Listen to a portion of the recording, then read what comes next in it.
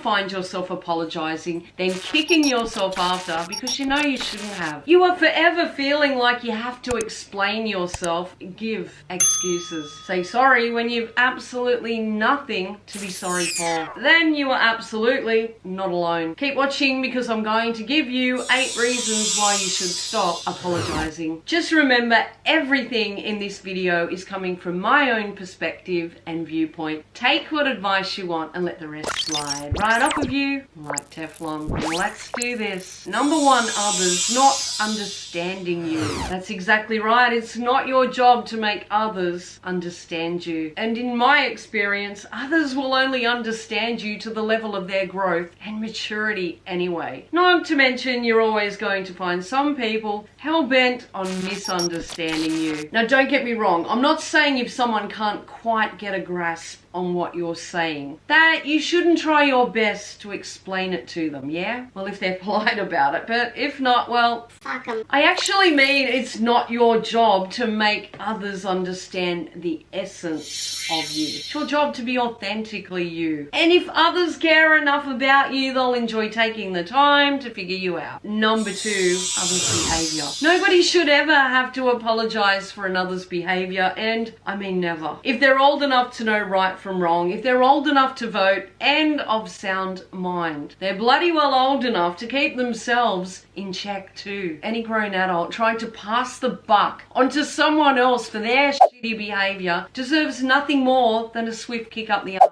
yeah? Well, maybe not literally, but you get the gist, yeah? For the most part. People know what they're fucking doing. And there's seldom few grown adults on this earth not responsible for themselves, yeah? Never let anyone gaslight you into thinking any different. And never let your love for anyone let you feel like you have to take accountability for them. Number 3, not wanting to. How many times have you sat and thought of some elaborate excuse to get out of going somewhere? This is you. Give yourself an uppercut. I've had to give myself quite a few. Thing is though, why so often do we feel the need to do this? We are grown adults and we should bloody well have freedom of choice and be free to simply say no. It is somehow considered impolite if we are straight up if we are asked to do something and we simply say, I don't want to.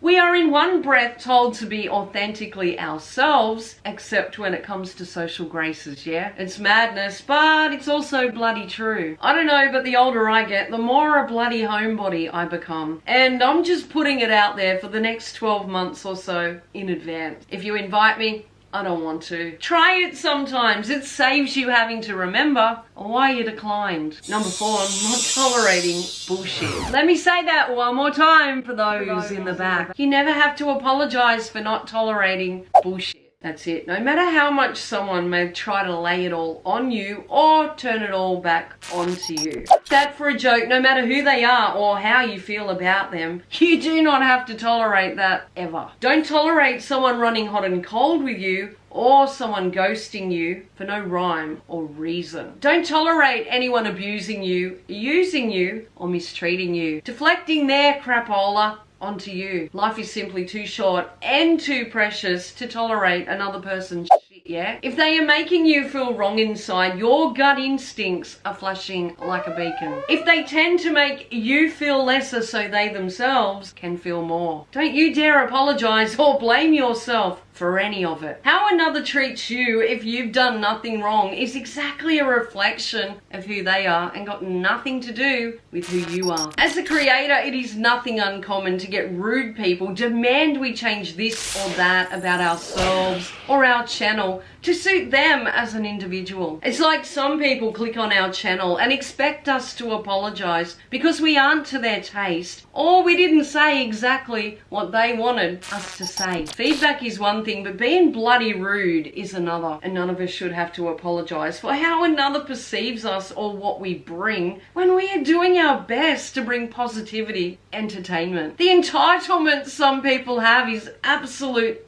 bullshit. The world does not revolve around you, me, and certainly not them. Apologizing to someone when it is they acting badly is simply enabling the behavior. Don't bloody do it. You hearing me here? Give me a boom in the comments if you agree. Number 5, needing time for yourself. Comes a time the world seems a little too peoply for us all, yeah? We all have a limit, and sometimes the limit on our tolerations reaches full capacity, and we need to switch off from the world a little while. Anyone who takes that to heart really does not have your best interests at heart. When we are given the freedom of solitude, even if it's only one day a week, it's like a reset button. We come back all shiny and fucking new, ready to go again tomorrow. But when we are not given the time out I imagine the most of us so often crave, we can begin to feel claustrophobic, boxed in. I'm a very private person who doesn't like to have my boundaries crossed. And I'm also an open book. I talk openly about myself, but I don't like to have my space invaded. And some people can take offense to that. I don't like people dropping around unexpected, and I don't drop around unexpected to others either, except my parents and mother-in-law. We should all give each other space, and unless told differently. And none of us should ever feel the need to apologize for needing our own. Number 6, being sensitive. Let me know in the comments if you've ever been told you're too sensitive. In my experience, this comment typically comes from someone after they've been a passive-aggressive or insulting fuckstick in some way. And all too often someone who can dish it out but can't take it. I think there is a difference in being sensitive and being thin-skinned. The people I know that are the most thin-skinned are often the most critical of others. But they give you the silent treatment or half, or they stop talking to you if you dare dent their ego by challenging them in the slightest way. But a sensitive person, in my opinion, is someone with a big heart who gets upset when someone they care about hurts their feelings. There is nothing wrong with hurting when someone you love is hurting, or being sensitive to the cold, harsh happenings around you. The most sensitive are often the most loyal, giving and loving too. Number 7, the way you feel. This kind of flows on from the last one. You should never apologize how you feel. Whether someone has hurt your feelings or gone out of their way to offend you in some way. You should never apologize for loving too much or even caring too little. Your feelings are yours and yours to feel. Don't let anybody tell you any different. Number 8, being true to yourself. Possibly the most important thing to never apologize for. You be exactly all and everything you are. Be authentically, unapologetically all you are. If you go through life bringing good and don't mean harm through anything you say or do, leave everybody else to do their thing, because that's what they'll inevitably do. Wave your freak flag high, baby, and stay absolutely fucking real to everything that makes you, you. If you found value in this video and you'd like to, please be sure to like and subscribe. Thank you for being here. Stay awesome. Now go get what's yours.